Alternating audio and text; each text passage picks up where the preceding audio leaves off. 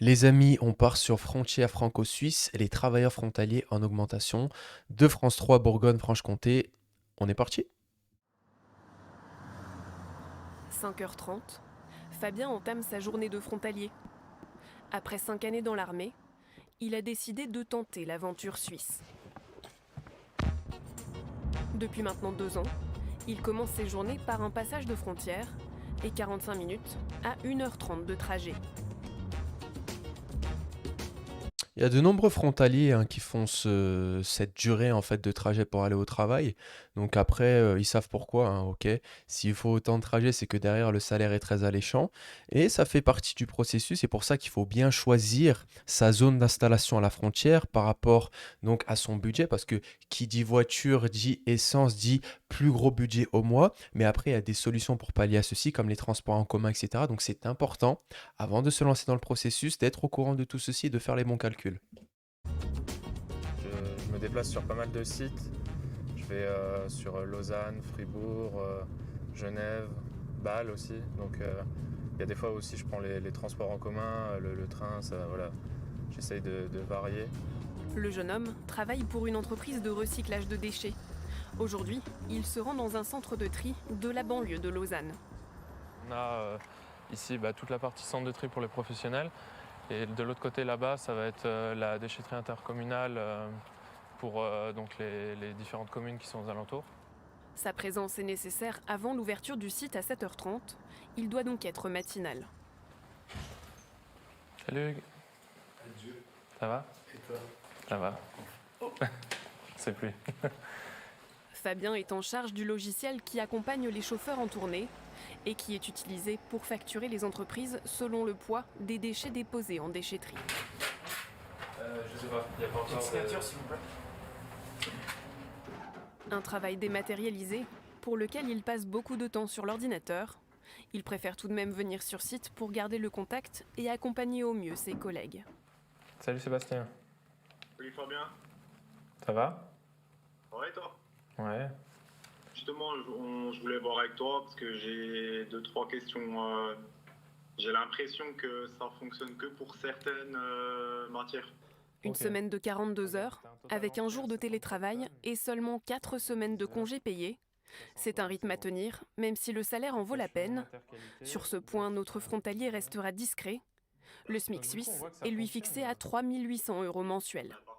Bon voilà les gars, le monsieur n'a pas voulu dire son salaire, mais croyez-moi que voilà, même s'il fait 42 heures par semaine et qu'il a que 4 semaines de congés payés, le salaire est très très alléchant. Et s'il prend la peine de faire cette durée de trajet, c'est que croyez-moi qu'à la fin du mois, il s'y retrouve. Alors c'est sûr, quand vous venez en Suisse, ok, il faut avoir l'esprit du travail. Et si vous voulez un petit peu vous tournez les pouces, excusez-moi, et comptez sur vos vacances et chaque heure sup, ah non, on se plaint, etc. Non, ça bosse en Suisse. Mais moi qui étais donc en CDI en Suisse, j'ai pu négocier mes 5 semaines de congés payés, j'en ai pas eu que 4, et je faisais mon 39 heures. Et j'avais un salaire de plus de 4 000 € net avec les primes.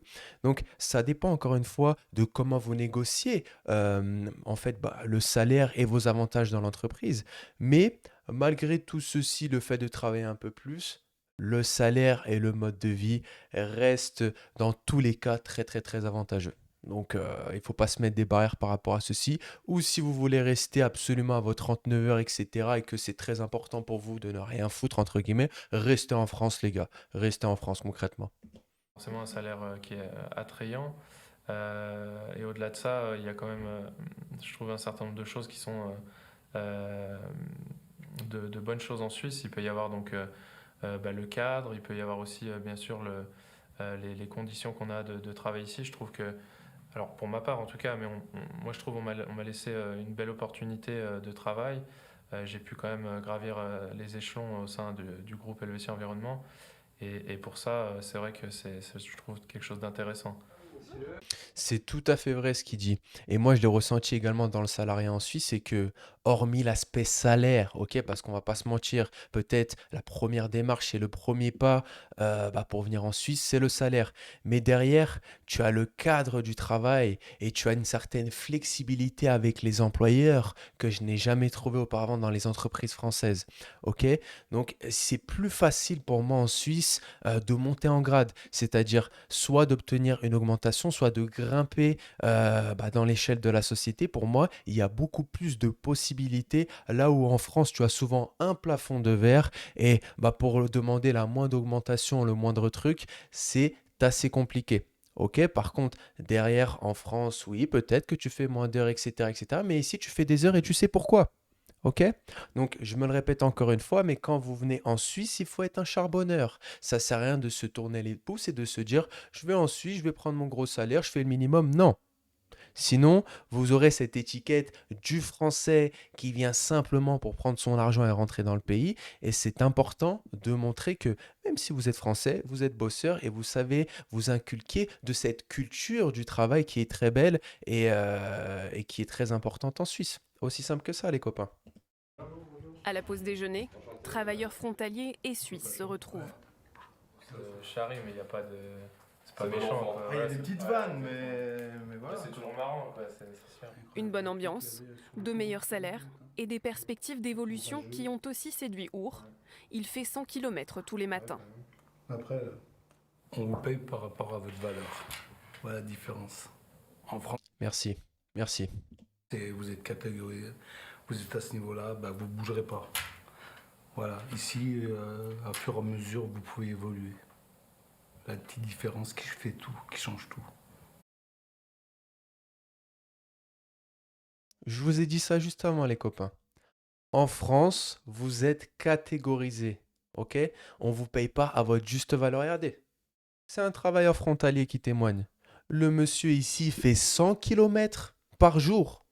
Ou peut-être juste aller, je ne sais plus ce qu'il a dit, pour se rendre à son travail. Mais il sait pourquoi il fait ceci. Ok? Alors oui, il y a beaucoup de personnes qui souhaitent passer le cap et qui me disent oui, mais le trafic, c'est galère, etc. Et ça vaut peut-être pas le coup, je vais perdre mon temps, je vais être fatigué. Non! Il faut juste faire les choses correctement.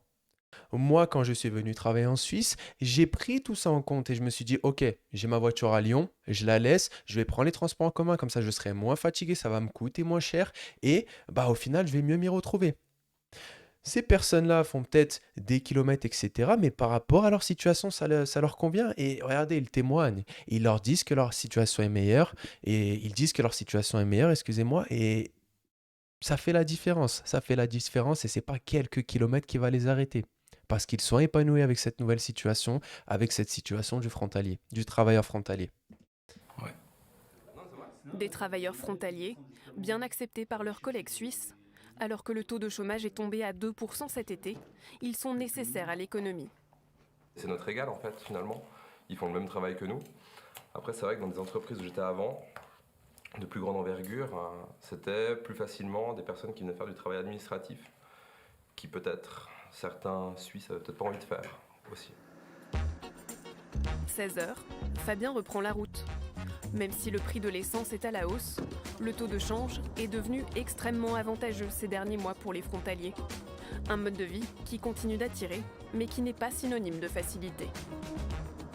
Les amis, c'est super important ce qu'ils disent. Le taux de change, ok, la conversion franc-suisse-euro, déjà à mon époque, quand je suis arrivé en 2018 en tant que frontalier, ok, le franc suisse était plus faible que l'euro. C'est-à-dire que, voilà, je vous donne une idée, voilà, un chiffre complètement au hasard. Si je recevais 4000 francs suisses nets, je percevais en moyenne, allez, on peut dire 3200 euros nets. Maintenant, si je perçois 4000 francs suisses nets, j'ai 4000 euros nets à peu près. Là, dans cette période où je vous parle, donc je ne sais pas quand est-ce que vous allez regarder cette vidéo, mais c'est concret, les gars. C'est concret et comme l'a dit le monsieur juste avant, il y a beaucoup de Suisses qui ne veulent pas exercer dans certains domaines d'activité et c'est là que tu as ta carte à tirer du jeu, tu comprends? Ok? Il y a certains domaines, personne, enfin du moins les résidents suisses ne veulent pas travailler dans ça, que ce soit le domaine de la restauration, de l'industrie, les domaines un petit peu qui demandent de la main-d'œuvre. tu as certains Suisses qui sont un petit peu réticents à ceci. Je ne sais pas si c'est question de culture ou quoi, mais c'est pas grave, on s'en fout. Je respecte leur choix. Mais s'il y a de la main-d'œuvre française qui est prête à aller bosser en Suisse, ça offre des grosses opportunités dans ce style de domaine. Tu comprends? Une personne qui n'est pas du tout à l'aise avec l'administratif, ce sera pour elle le point le plus dur. Il y en a d'autres, ce serait plutôt la route, si pour eux c'est compliqué de faire de la route. Il y en a d'autres, ça pourrait être justement le nombre d'heures de travail, puisqu'on est sur du 42 heures au lieu de 35. Tout dépend des gens, je pense. Moi, ça me plaît, donc il faut oser, je pense. Merci, monsieur. Il faut oser. Peu importe les excuses que vous avez, il a tout résumé. Que ça soit la peur par rapport à la fiscalité, la paperasse, etc. La durée au travail, la durée des transports pour se rendre au travail. Bah, lui, il est parfait exemple. Il a tout ça un petit peu. Ok, ça a été peut-être compliqué pour lui par rapport au fait de se rendre au boulot. Voilà, ça met du temps, etc. Mais il est là, il est présent. Et au final, pour savoir si vraiment une situation vaut combien, il faut déjà la tester. Donc ça sert à rien en fait d'avoir pas pris l'initiative de passer le cap, de devenir frontal, etc. Et de dire que ça vaut pas coup, que ça vaut pas le coup, que c'est n'importe quoi, que c'était mieux avant. Parce que la plupart des gens qui critiquent n'ont pas fait le pas. Parce que si vous faites le pas, vous allez vous rendre compte que c'est tout simplement très rentable et que votre vie, votre situation financière change complètement, les amis. Complètement. Merci d'avoir regardé cette réaction, les copains. Et je vous dis à très bientôt sur ma chaîne YouTube. C'était votre gars Loïc. Ciao, ciao à tous.